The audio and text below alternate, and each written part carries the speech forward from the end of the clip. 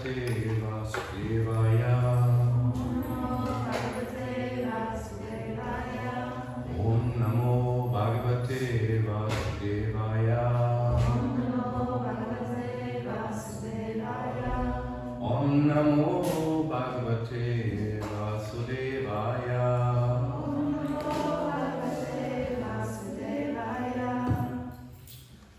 We're reading this morning from the Srimad Bhagavatam, 3rd canto, chapter 7. We will read text 32 and 33, because 32 has not purport. Dhammartha kama mokshanam nimittanya virodhata vataya dana niteshta shrutasya cha vitim pritak dhammartha kama mokshanam nimittanya virodhata vataya dana niteshta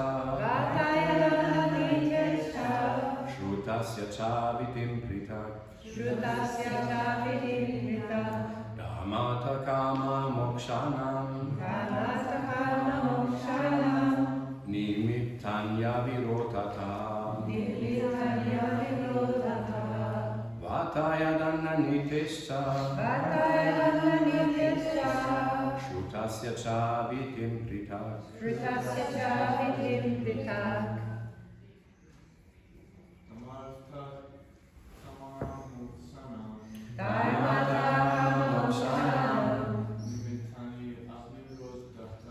nimittanya virodhata vataya dana niteshta shrutasya cha vitim pritak Dhammartha kama mokshanam nimittanya virodhata vataya dana niteshta shrutasya cha vitim pritak Dharmata kama mokshanam nimittanya virodhataha vataya dana niteshta shrutasya cha vitim pritak dhammartha kama mokshanam nimittanya virodhata vataya dana niteshta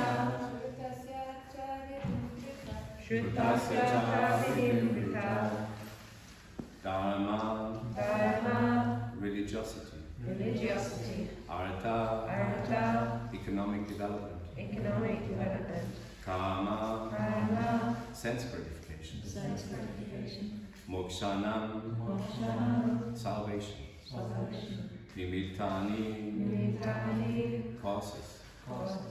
Avirodhata, without being contradictory. without being contradictory, Vataya, on the principles of the means of livelihood. Dandanite, of law and order. Cha, also. Shrutasya, of the codes of scriptures. Cha, also. Vitim, regulations. Pritak, different. Translation. You may also describe the non-contradictory causes of religiosity, economic development, sense gratification, and salvation, and also the different means of livelihood and different processes of law and order as mentioned in the revealed scriptures. There's no purport to this verse, therefore we also read text 33. Shradasya cha vidim brahman pritrinam sagam evacha graha nakshatra taranam kalavayava samstitim. Translation. Please also explain the regulations for offering respects to the forefathers, the creation of the Pitriloka, the time schedule in the planets, stars and luminaries, and their respective situations. The time duration of day and night, as well as month and years, are different in the different planets, stars, and luminaries. The higher planets, like the Moon and Venus, have time measurements different from those of the Earth. It is said that 6 months of this planet Earth equal 1 day of the higher planets. In Bhagavad Gita, the duration of 1 day in Brahmaloka is measured to be 1,000 times the 4 yugas, or 4,300,000 years multiplied by 1,000. And the month and year in Brahmaloka are calculated in that measure. Jai, Srila Prabhupada. Om Ajnanatimidandasya Gananjana Shalakaya Shakshur Militam Yena Tasmai Shri Gurave Namah Jaya Shri Krishna Chaitanya Prabhu Nityananda Shri Advaita Gadadhara Shivasari Gura Bhakta Vrinda Hare Krishna Krishna Krishna Hare Hare Hare Rama Rama Hare Hare. Hare Krishna, dear devotees. Thank you for having me here, first of all. I'm the one who is telling you about law and order today, and also the time durations of day and night. I hope you're excited. No, that's not the reason why I'm invited to speak here today, actually. I was meditating on why am I supposed to speak here, actually. And as a traveler right now, we're coming from Germany, and we're visiting this place, and it's a tradition, and it's a principle, actually. It's a principle in Bhakti Yoga that if we visit holy places, we are supposed to hear from the local sadhus. So actually, I'm supposed to be here to listen, not to speak. But nonetheless, I'm invited, and it is a great honor to be invited to speak here. But this honor doesn't really resonate with me, like, oh, finally I'm honored. Jai. No, it's very kind to be asked to speak here, and I think it's very kind. Rupa Prabhu asked me, would you like to speak? I said, let me think about 5 hours. And I think it's very kind. Thank you very much for having me. And this gives me a very good example of kindness. Actually, since we came to Australia, we received a lot of kindness everywhere, and this is very inspiring and very uplifting, actually. So today we are reading from the 7th chapter in the 3rd canto, and the chapter is called Further Inquiries by Vidura. So we are hearing from Vidura. And in order to prepare myself, I was meditating a little on this chapter, and Vidura is asking so many questions to Maitreya Muni in this chapter. So many questions. He is an example of how to inquire from a sage, actually. I thought, like, ooh, I'm supposed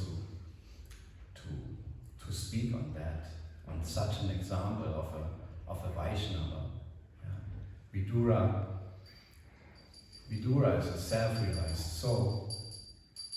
And it's very, very auspicious to hear from him.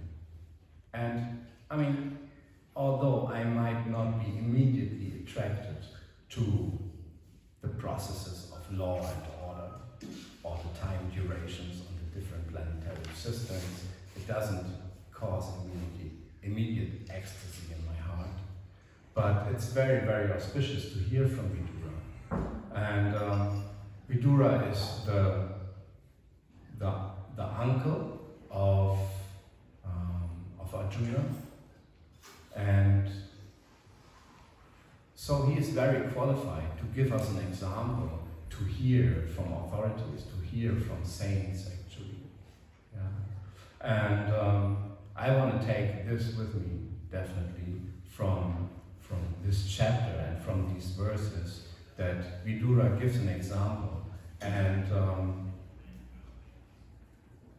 it's very important to hear, since Shravana is the first principle in devotional practice.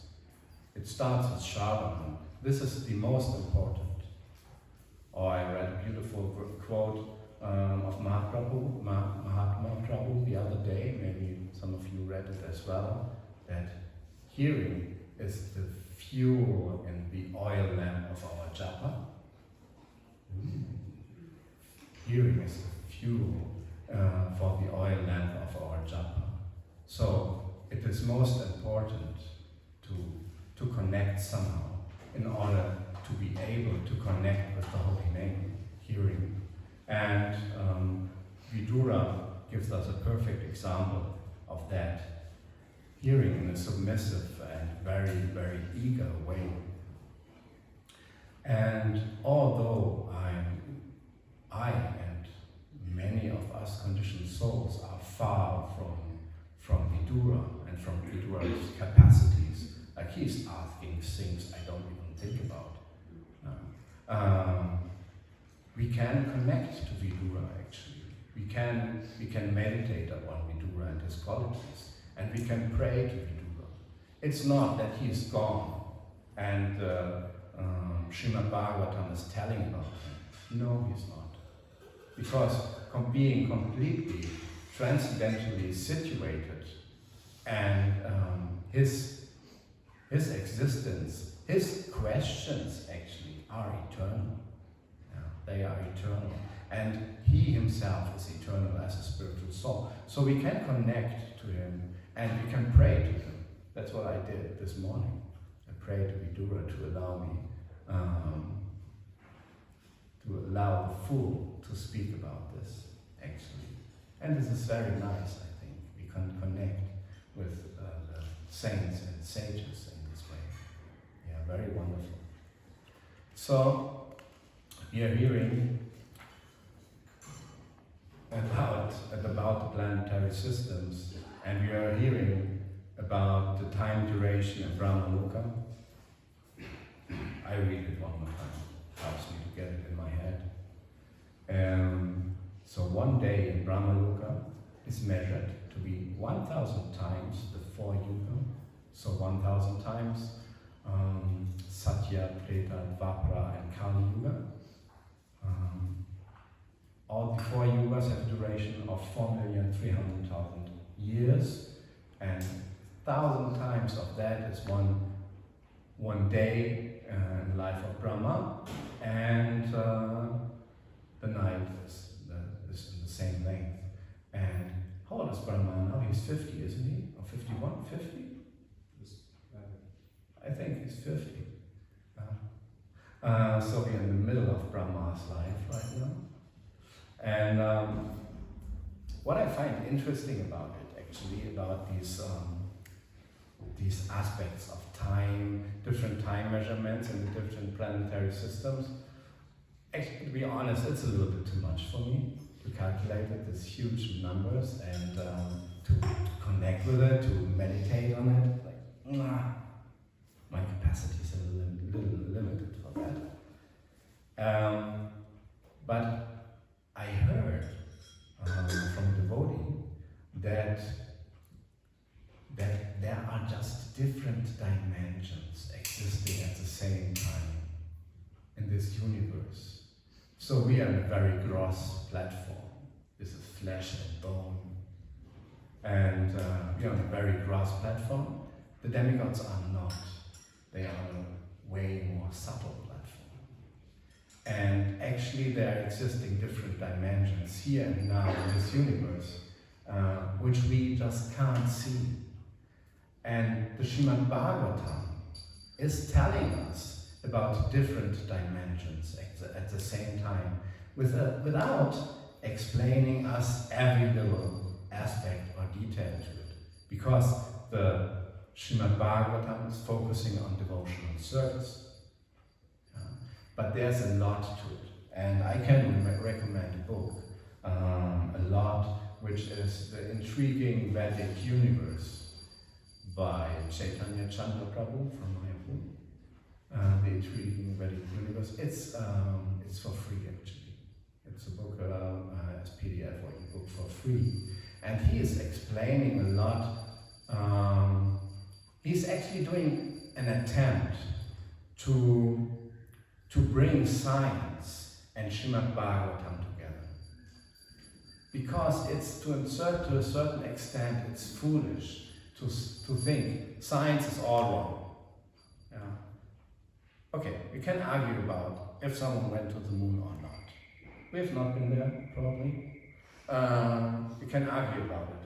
But there is this planet, and the planet that shines on the earth every night, and there is a certain distance to this planet. They can measure it. They just can measure it.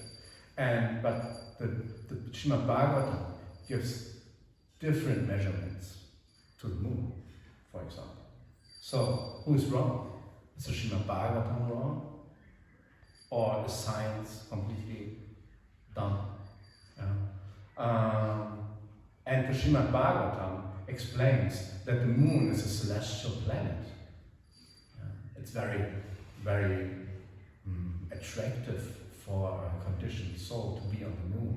There's a lot of pleasure there, which we don't have here. But this is obviously not the moon we can observe from Earth with our three-dimensional eyes, even not with all the instruments of science. It's just a cold planet. So who is wrong? Is the Srimad Bhagavatam wrong? Or is our observance wrong? Actually, the Srimad Bhagavatam gives a different distance to the moon. So, in the book, The Intriguing Vedic Universe, he is taking references from Srimad Bhagavatam and is trying to show us how science has its truth, actually. There's truth in measurements, in distances, in perception. And that Srimad Bhagavatam offers truth. But most of the things that Srimad Bhagavatam offers is just on a way more subtle platform. There are different dimensions we just can't see. And so there might be a moon in a different dimension we just can't see, we just can't perceive. And the Vedic universe is very, very, very difficult to perceive. No, it's almost impossible. It's impossible to perceive it. It's very difficult to understand. But I actually like the idea of bringing together, of accepting science to a certain extent, accepting reality to a certain extent, and see how we can relate the Srimad Bhagavatam to it. I think that's a very valuable and very serious attempt to bring science and Srimad Bhagavatam together, to take them both serious to a certain extent, to take science serious to a certain extent, and to take Srimad Bhagavatam fully serious and to question what it's offering. Yes. So, and another point another point that spoke to me in this part in these verses was the offering. Vidura was offering Maitreya Muni about the offering respects to the forefathers. And we hear from Bhagavad Gita that this world was created together with yajna, together with offerings. Krishna explains in the Bhagavad Gita that in order to lead a happy life, we are supposed to perform yajnas, to perform offerings, in order to live happy in this world. So we are supposed to live happy. And I think it's a very interesting topic. Of course, we as devotees, as aspirants, do you say aspirants, for serious practice of Bhakti Yoga, we are quickly told, just chant Hare Krishna. Just chant Hare Krishna, that's all in there. And of course it's true. It's the Yuga Dharma, it's the process of yajna, of offerings for this day and age. We just chant Hare Krishna. But nonetheless, chanting Hare Krishna might also create disturbances I had in mind because Vidura was referring to the forefathers. Chanting Hare Krishna can create tension in families, in social structures, because there's very little acceptance for that. And I don't know about you, everyone has a little different access to it.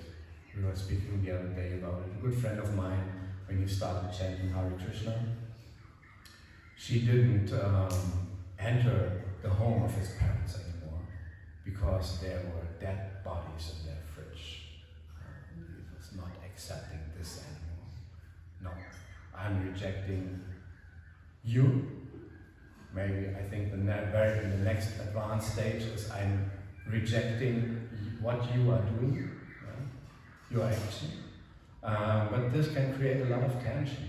So I think our relationship with family and also forefathers is significant, actually. And I'm rather on the people-pleasing side, I have to say. I would not stay away from my parents, even if they need. I did many years of social work, and I was asked to fry a schnitzel. Everyone knows what is a schnitzel, isn't it? I was asked to fry a schnitzel for this customer, and that's all he was eating. A schnitzel and a few potatoes and a handful of beer. That was what he took throughout the day. Yeah, quite special. But I did, even as a devotee, I was frying the schnitzel for him. And I was reflecting with it with other devotees, with my temple president at that time. And he said, that's your service right now. That's just your duty. That's just part of your duty. Yeah. You can encourage, of course, or bless the potatoes or whatever you can do, and be present, but be kind at the same time. And this is your service. So I'm rather on that side, I have to say. Bringing tolerance and also being afraid of being rejected from family and friends, by being very open about it, about my practice of devotional service. But throughout the years, I could observe that my family is not changing. Some are, like the mother of my wife, she just started chanting Hare Krishna and offering her food and is initiated now and is taking care for our deities while we are traveling the world. Yeah, some are changing right now, others are not. And I can see in my family, no, the ego is, it's too tough, It's like hard as marble. No access there. But nowadays, I can see that my service to the forefathers and to the family is just to chant Hare Krishna, actually. This is my service to them, although they can't see it, although they can't appreciate it, although maybe they are not happy with it. It's my service to chant Hare Krishna, to read the Bhagavatam, to lead a sattvic life, to follow the 4 principles of freedom, and to rise above the conditions I was born with, to rise above the lower nature I was born with. This is my service to them.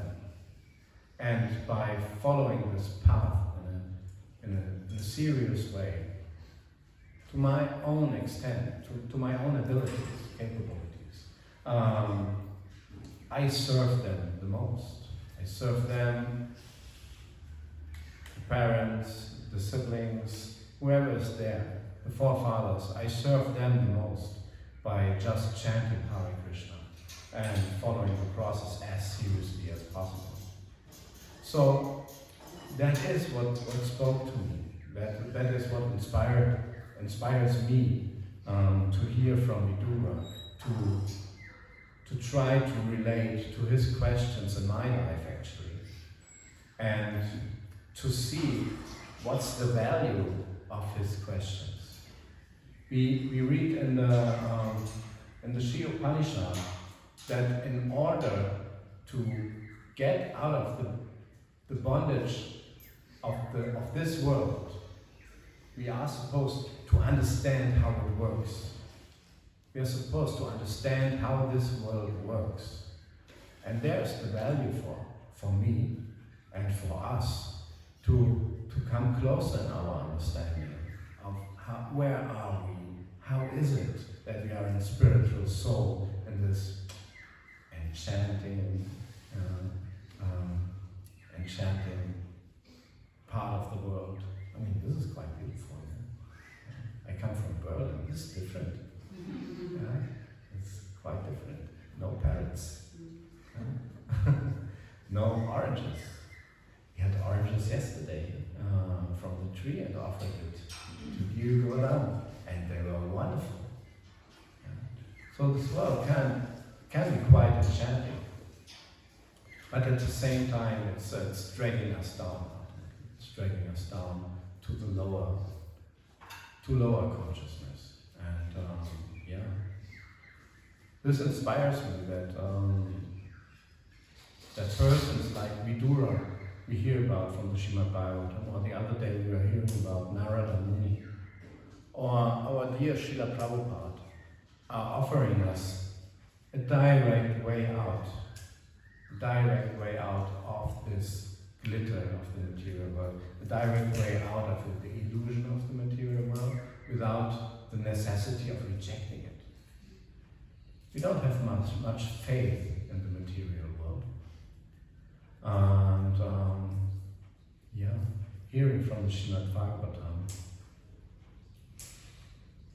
nourishes our faith in our lineage, in the sages, in Srila Prabhupada, and in Krishna. I think it is very wonderful. Yeah. I leave it there and ask you if you have any comments, anything you'd like to add or you'd like to question.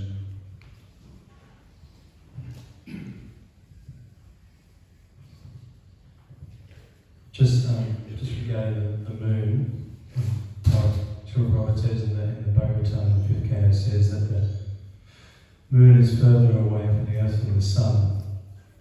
So, can't remember the exact figure, but the sun is something like 93 million miles away from the earth, and the moon is another 1.5 million miles above that. So Prabhupada says in one lecture, like, how is it possible the astronauts could travel there in a few days?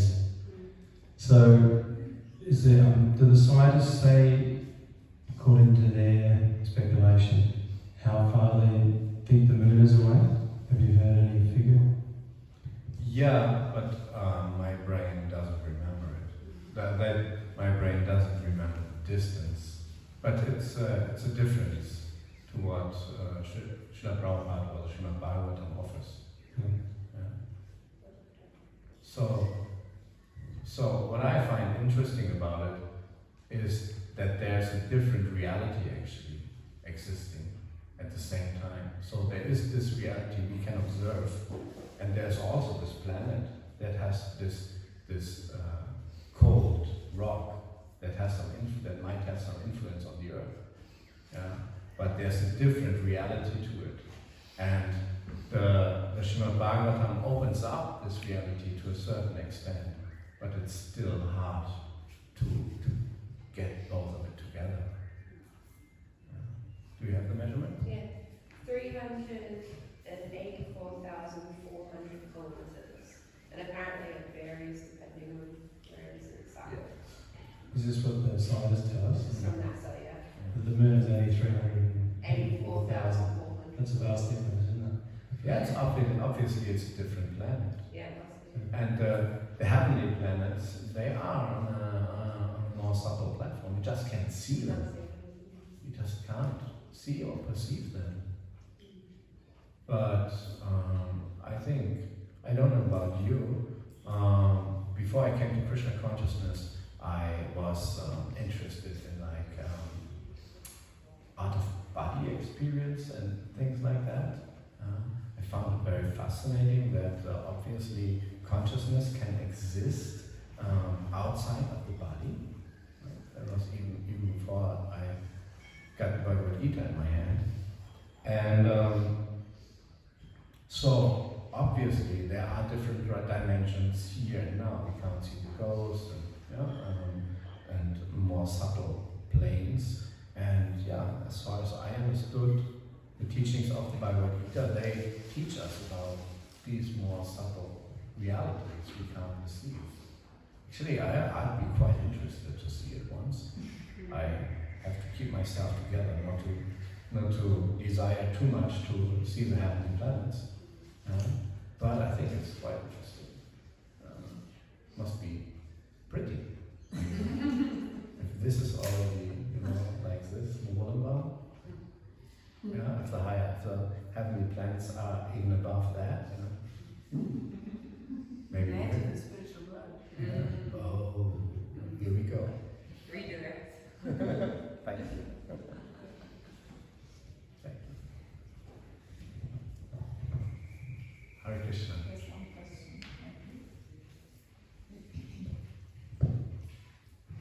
Thank you for the class. I was just reflecting on what you were saying about the moon planet. I remember a few years ago, my spiritual master, Krishna Goswami, some devoted disciples were asking him about it, and he said that they may have gone to some other satellite planet, but not the moon planet, because as you were saying, that it's a subtle realm, so it's not physically that they can go there, it's through the consciousness, purification of the consciousness. And I was just listening to BDR or audio app of Srila Prabhupada's books, and it was saying in Srimad Bhagavatam 8.5.34 that Soma, in the purport it says Soma, the predominating deity of the moon, is the source of food grains and therefore the source of strength, even for the celestial beings, the demigods. He is the vital force for all vegetation. Unfortunately, modern so-called scientists who do not fully understand the moon describe the moon as being full of deserts. Since the moon is the source for our vegetation, how can the moon be a desert? The moonshine is the vital force for all vegetation, and therefore we cannot possibly accept that the moon is a desert. Yeah, thank you. Thank you for that. Thank you for that. It's these higher planets, as Prabhupada describes, we can't reach with a rocket ship or whatever. The only way to get there is our change of consciousness. That's how we get to Krishna or to the spiritual world. And actually that's how we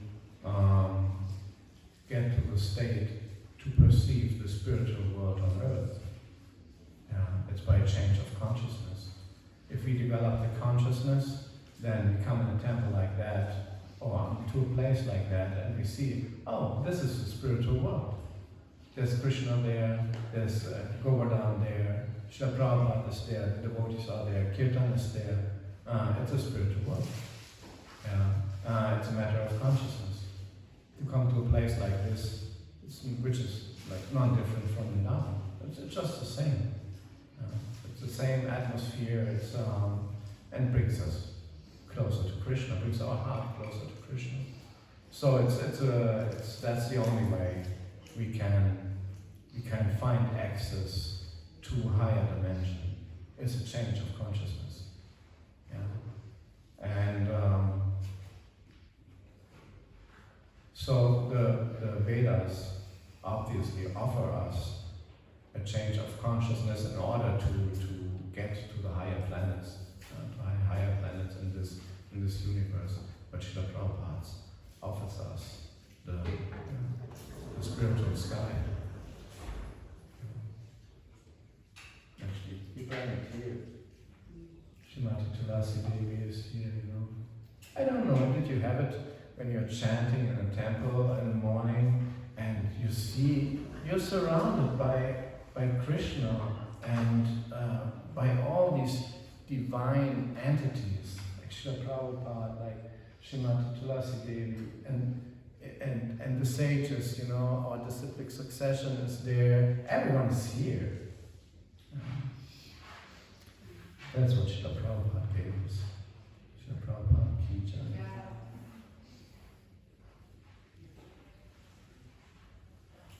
Anything else? I think I will leave it there. Srimad Bhagavatam, Srila Prabhupada Ki Jai. Take over.